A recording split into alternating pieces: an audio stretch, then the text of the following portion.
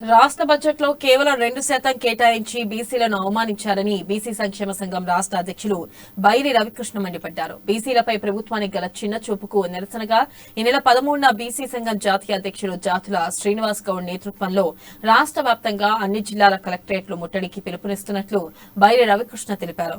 అంబర్పేటలో నిర్వహించిన బీసీ సంఘం రాష్ట్ర కార్యవర్గ సమావేశంలో బీసీ సంఘ రాష్ట్ర అధ్యక్షులు బైరి రవికృష్ణ, బీసీ సంఘం రాష్ట్ర వర్కింగ్ ప్రెసిడెంట్ కుల్కచర్ల శ్రీనివాస్ తదితరులు పాల్గొన్నారు. దేశవ్యాప్తంగా మెజార్టీ ప్రజలైన బీసీలకు రాష్ట్ర శాసనసభలో ప్రవేశపెట్టిన బడ్జెట్ లో కేవలం 2% కేటాయించి బీసీలను భిక్షాకులుగా చూస్తున్నారని బైరి రవికృష్ణ విమర్శించారు.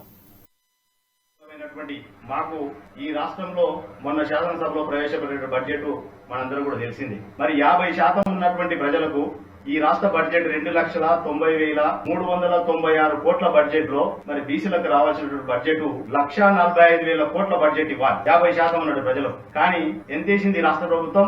భిక్ష వేసినట్టు 6,226 కోట్ల రూపాయలను రాష్ట్ర ప్రభుత్వం భిక్ష వేసినట్టు బీసీలకు ఏదో బిస్కెట్ వేసినట్టు పడేసింది. అందుకే మేము రాష్ట్ర ప్రభుత్వాన్ని ఒకటే డిమాండ్ చేస్తా ఉన్నాం.